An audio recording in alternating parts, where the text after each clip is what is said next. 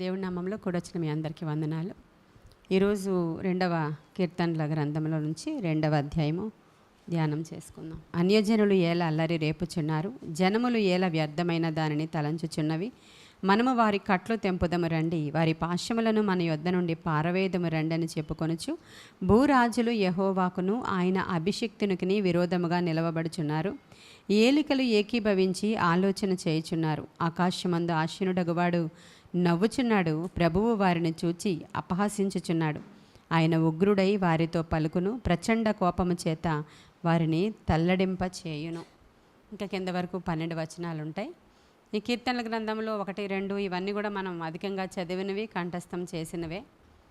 నిన్నటి దినాన మొదటి కీర్తన ఎవరు రాశారో పైన రైటర్ పేరు లేదని చెప్పుకున్నాం మనం.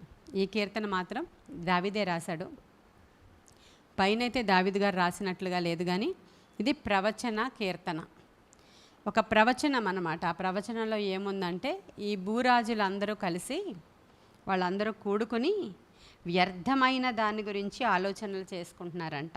ఏమనంటే, రండి వాళ్ళ కట్లేంటో త్రెంచేద్దాం, వాళ్ళ యొక్క విషయాలేంటో, వాళ్ళ దేవుడేంటో, వాళ్ళ దేవుడైన యెహోవా ఏంటో, ఆయన అవన్నీ కూడా వాళ్ళ చేసినటువంటి పనులు, ఆయన యొక్క కార్యాలు, అన్ని విషయాలలో మనం ఏం చేద్దామంటే అల్లరి చేద్దాము, వాళ్ళని కట్లు త్రెంచేద్దాము అని వాళ్ళందరూ ఏలికలు ఏకీభవించి దేవునికి విరోధంగా వాళ్ళు ఏం చేస్తున్నారంట, వాళ్ళు విరోధంగా నిలవబడుచున్నారంట. ఏలికలు ఏకీభవించి ఆలోచన చేస్తున్నారంట. వ్యర్థమైన దానిని గురించి వాళ్ళు అల్లరి చేస్తూ, అల్లరి రేపుతూ, మరి దేవునికిను అభిషిక్తునికిను విరోధముగా ఈ భూరాజులు, మనుషులు కాదు, మనుషులు మామూలుగా దేవునికి విరోధంగా మాట్లాడుతున్నారు, మనకు విరోధంగా మాట్లాడుతున్నారు, మనకు విరోధంగా లేస్తున్నారు అని అంటే అదొక విషయం.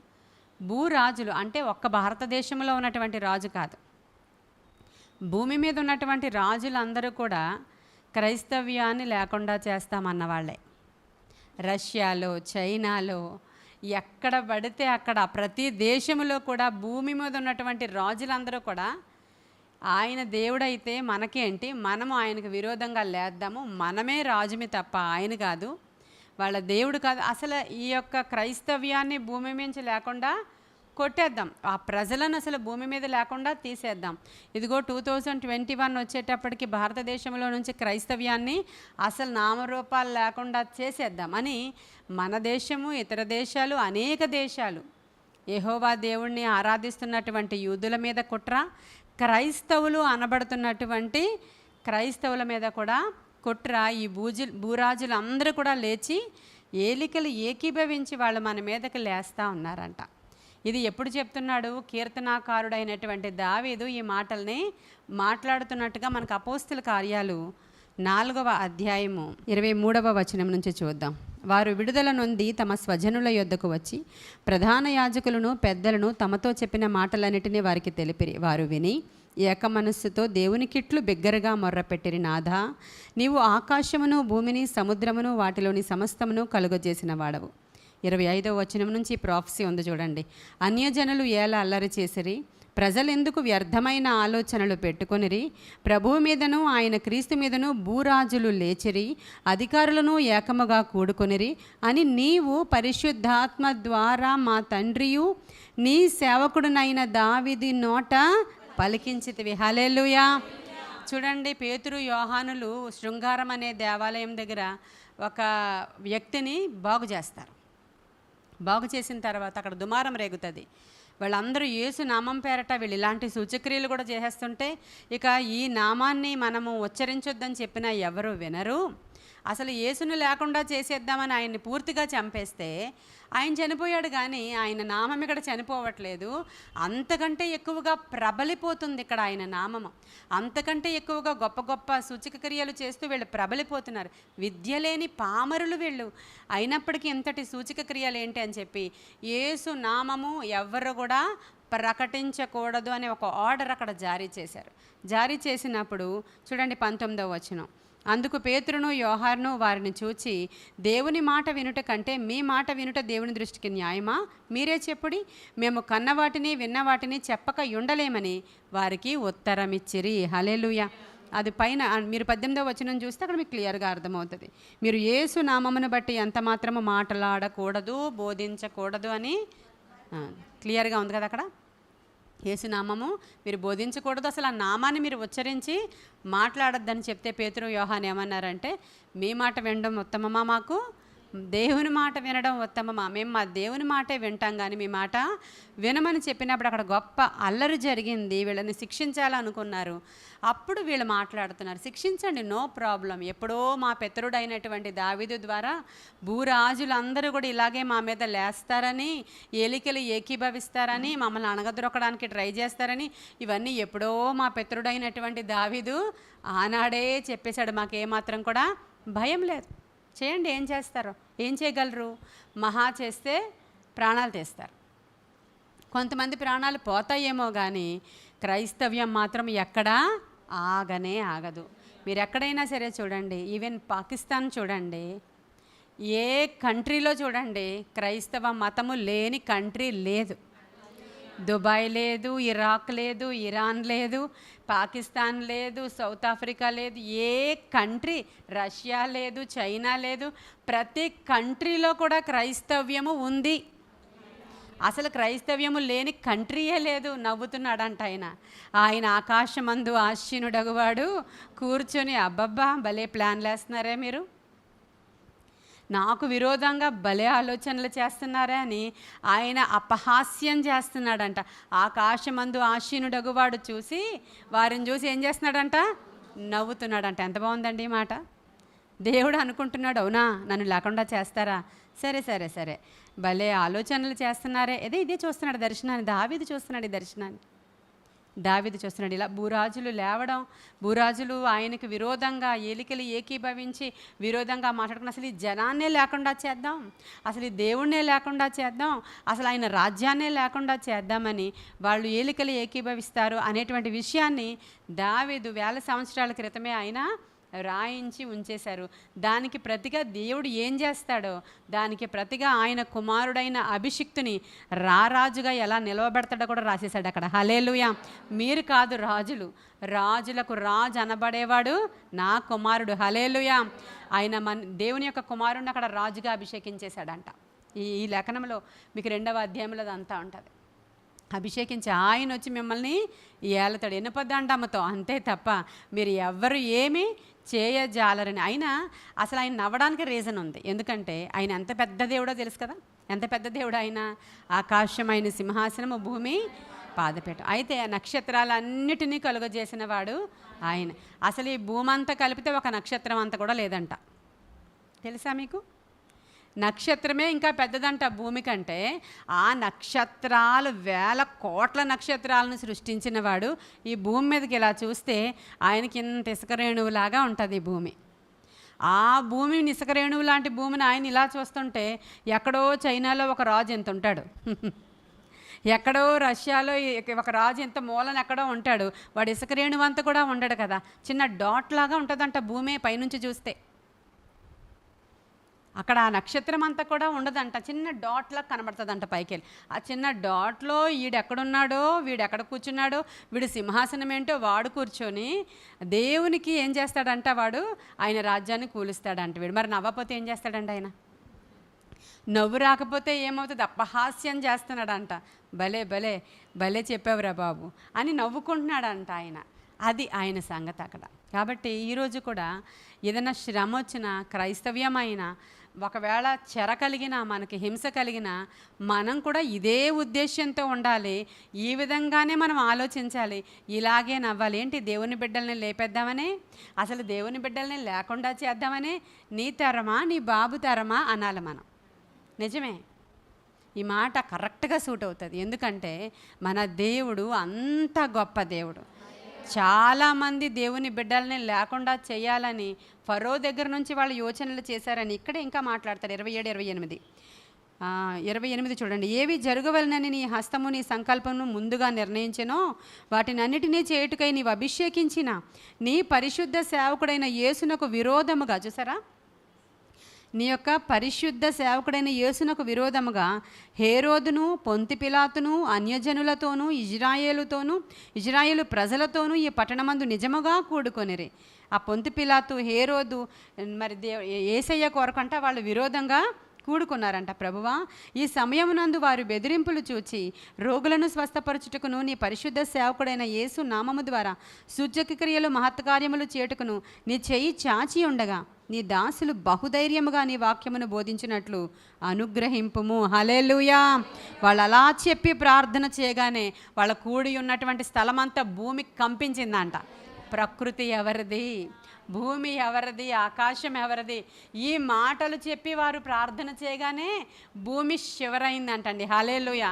ఇది మనం మాట్లాడాల్సిన మాటలు. అయ్యో దేవుడా అసలు ఉన్నావా అని పాట పాడడం కాదు. మాకు కష్టం వచ్చేసింది నాయన, నువ్వు ఉన్నావా, నువ్వు చూస్తున్నావా, నువ్వు ఉంటే నాకు ఎందుకు ఇలా జరుగుతుంది, నువ్వు లేవన్నట్టే ఉంది నా జీవితం కాదు. అసలు నీ దేవుడు ఎంత గొప్పవాడో తెలుసుకున్నప్పుడు నీ నుంచి గొప్ప కార్యాలను ఆయన చేయాలని చాలా ఎక్స్పెక్ట్ చేస్తున్నారు కదా. వాళ్ళు అదే అంటున్నారు, మా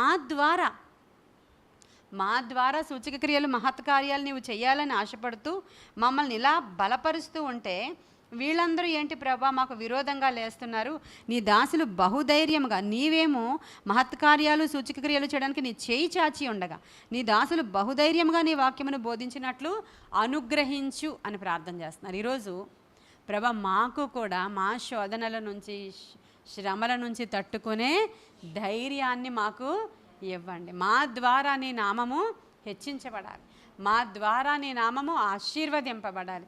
మేము దేనికి జడియువారము కానే కాదు. చాలామంది హతసాక్షులు అయిపోయారు, నిజమే. చాలామంది చనిపోయారు.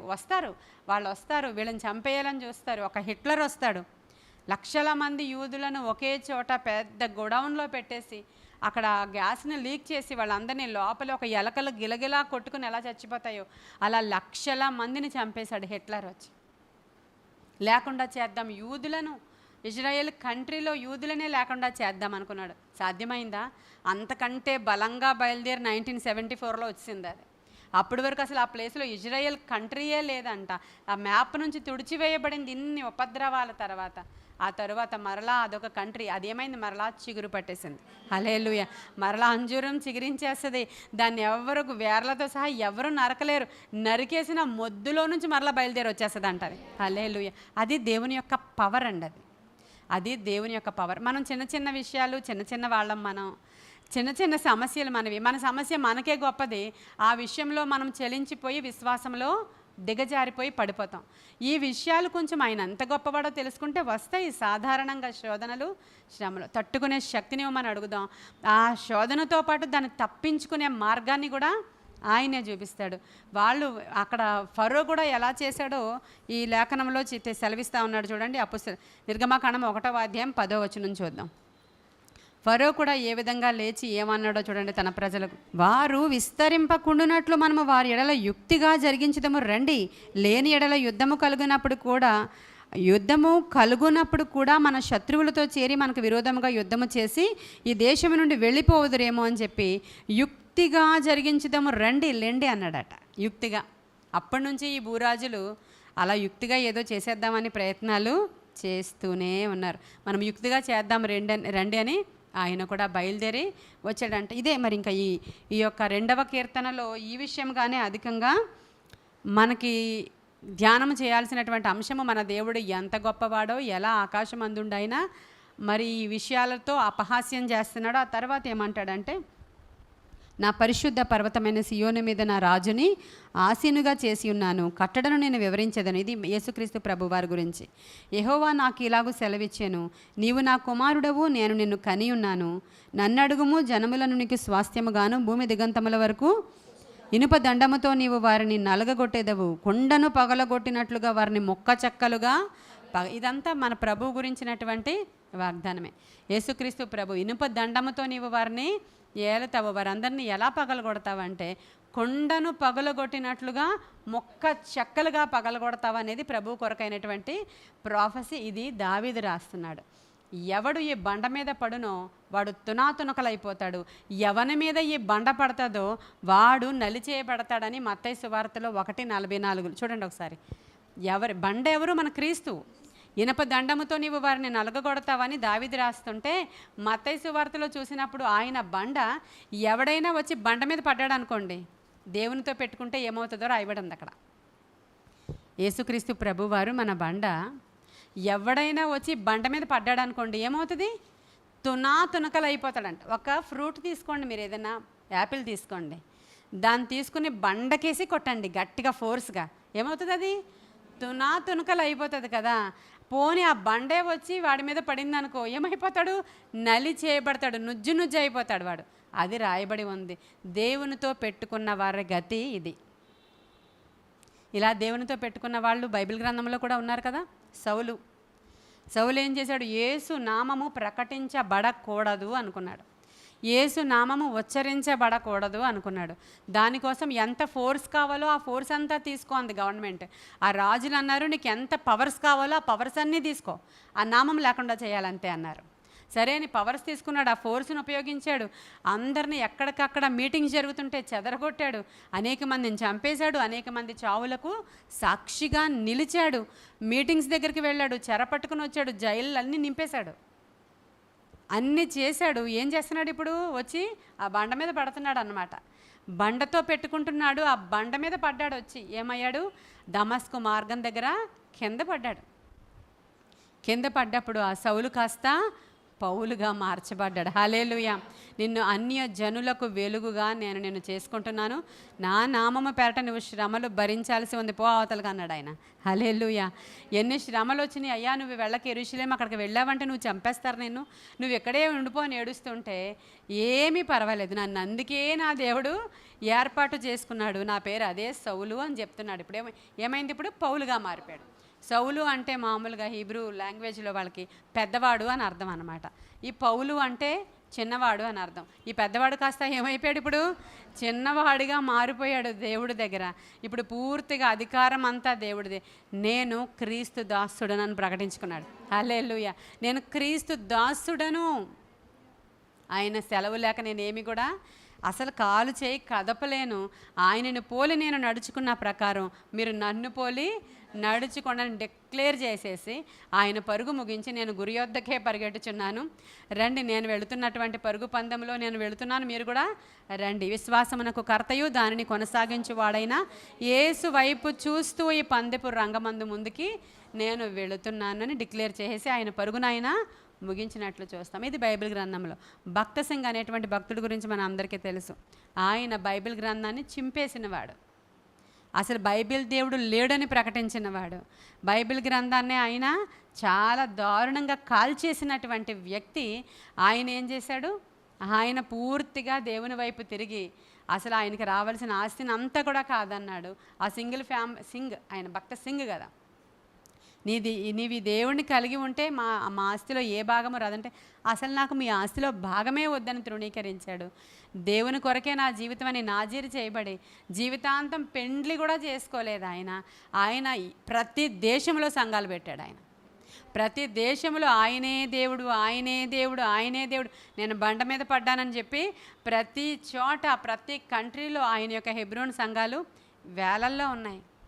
అన్ని సంఘాలను ఆయన కట్టి ఆయన పరుగు ముగించి వెళ్ళిపోతూ ఉన్నప్పుడు ఆయన చాలా కాలం బెడ్ రిడన్గా ఉన్నాడు, మంచం మీద ఉన్నాడు. ఆయన చాలా కాలం ఎందుకో మంచానికి పరిమితం అయిపోయాడు. ఆ దైవజనుడు ఎక్కువ కాలం ఉన్నాడు మంచం మీద ఉన్నప్పుడు. ఆయన చనిపోయినప్పుడు మొత్తం దేశం అంతా కూడా కర్ఫ్యూయే. అసలు ఆయన చనిపోయినప్పుడు మేఘం వచ్చి అలా ఆవరించి ఆ కాఫిన్ బాక్స్ తీసుకెళ్తున్నంతసేపు మేఘము ఆ సమాధి బాక్స్ మీద నుంచి వెళ్ళింది, ఆ భూకంపము కలిగింది, ఎంత ఆధిక్యత జరిగింది ఆయనకి. ఆయన తృణీకరించాడు ఒక దినాన దేవుణ్ణి, కానీ దేవుని కొరకు అయినా జీవితంలో ఆయన పరుగు ముగించినప్పుడు ఎంత అద్భుతాలు ఆయన జీవితకాలంలో ఆయన అంటే మనం పౌలుని చూడలేదు కదా, మనం భక్త సింగ్ గారిని అనేకులు చూసారు. ఈరోజు కూడా భక్త సింగ్ గారు చూసిన వాళ్ళు ఉన్నారు. మన చర్చిలో నుంచి కూడా ఆవిడ సత్యవాణి గారు, ఆవిడ యవ్వనంలో భక్త సింగ్ గారి చర్చ్ మెంబర్గా ఆవిడ ఉన్నారు. ఆయన సంగతులన్నీ నాకు ఎప్పుడైనా కావాల్సి వస్తే ఆవిడని అడుగుతూ ఉంటాను, ఆవిడ చెప్తూ ఉంటారు. అంటే నాకు అలాంటి దైవజనుల గురించి బుక్స్ అన్నీ చదువుతాను, కానీ తెలుసుకోవాలని ఇంట్రెస్ట్ నాకు ఉంటుంది. ఆవిడే ఫోన్ చేసి చెప్తుంటారు, పాస్టమ్ గారు మీ చర్చిలో ఇలా ఇలా ఇలా కూర్చోబెడుతున్నారు కదా దూరంగా, మగవాళ్ళని అటువైపు ఆడవాళ్ళని ఇటువైపు, వాళ్ళు వీళ్ళవైపు చూడకూడదు, వీళ్ళు వాళ్ళ వైపు చూడకూడదు.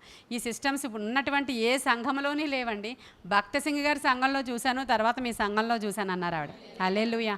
ఇప్పుడున్నటువంటి హెబ్రోన్లో ఎలా ఉంటుందో నాకు తెలియదు, కానీ ఆవిడ సాక్ష్యం ఆవిడ చూశారు కాబట్టి చెప్పారు. నేనేం గొప్ప అయిపోవట్లేదు. ఆ సంఘంలో చూశాను, ఆ మగవాళ్ళ వైపు చూడొద్దు, ఆడవాళ్ళ వైపు చూడొద్దు, ఇలా తిన్నగా ఉండండి, ఇలా చేయండి, అలా చేయండి, యవ్వనస్తులు ఇదిగో మందిరం పనులు ఇలా చేయండి, ఇలా దూరంగా కూర్చోండి, ఎవరు మాట్లాడుకోవద్దు, ఇలాంటి విషయాలన్నీ ఆ భక్త సింగ్ అంకుల్ గారి దగ్గర చూసాం. ఆ తర్వాత మీ దగ్గర చూసాం పాస్టర్ గారిని. ఆవిడే ఫోన్ చేసి మనకు చెప్తున్నటువంటి సంగతులు ఇవన్నీ కూడా వినడానికి చాలా బాగుంటాయి. ఆయన చూసో ఈయన చూసో మనం చేసేది కాదు, పరిశుద్ధాత్మ దేవుని యొక్క గైడెన్స్. అయినా చూసి తీసుకోవడంలో తప్పు కూడా ఏం లేదు నాకు తెలిసి. పరిశుద్ధాత్ముడు అక్కడ పని చేయకపోతే ఒక ఇద్దరు మనుషులు నేను ఇలా కూర్చోబెట్టలేను ఇక్కడ. వాళ్ళని నేను ఏమైనా కంట్రోల్ చేయగలను అనుకుంటున్నారా? ఎంత కంట్రోల్ చేసినా గురుగులు ఉంటూనే ఉంటాయి సంఘాలలో, గురుగులు విత్తనాలు ఉంటూనే ఉంటాయి. ఒకరోజు ఈ విధంగా అక్కడ కాంగ్రిగేషన్ వైజాగ్లోనే జరుగుతూ ఉన్నప్పుడు ఒక పాస్టర్ గారు పిలిచారు భక్త సింగ్ గారిని. ఆ మీటింగ్లో మన సత్యవాణి గారు కూడా ఉన్నారంట. ఉన్నప్పుడు అందరూ స్త్రీలు ఇలా కూర్చున్నారు, పురుషులు ఇలా కూర్చున్నప్పుడు ఏ పాస్టర్ గారు అయితే పిలిచారో భక్త సింగ్ గారిని, ఆయన పుల్పిట్ మీద నుంచి బోధ చేస్తున్నప్పుడు ఆ పాస్టర్ గారు వాళ్ళ అమ్మాయి ఆ ప్లేస్లో కూర్చున్న అబ్బాయి వైపు ఇలా తిరిగి ఆ డ్రెస్ కోడ్ చెప్పి లేచి నిలవబడు అన్నాడంట ఆయన. ఆ అమ్మాయి లేచి నిలవబడింది. ఏం చూసావు అంటే ఏమీ లేదు అంటే బయటికి పో అని తిట్టాడంట ఇంగ్లీష్లో. బయటికి పో, నువ్వు కూడా లేని లేపాడంట అబ్బాయిని. ఆ అబ్బాయి చూడలేదు, ఇది చూశాడు. ఈ అమ్మాయి చూశాడు పాపం. ఈ అమ్మాయి చూసిందని చూశాడు. నువ్వు కూడా లే అన్నాడంట. బయటికి పోండి, మీటింగ్స్ అయ్యే వరకు ఎవరు మీ ఇద్దరు కూడా నా మీటింగ్కి రావద్దు అని చెప్పాడంట.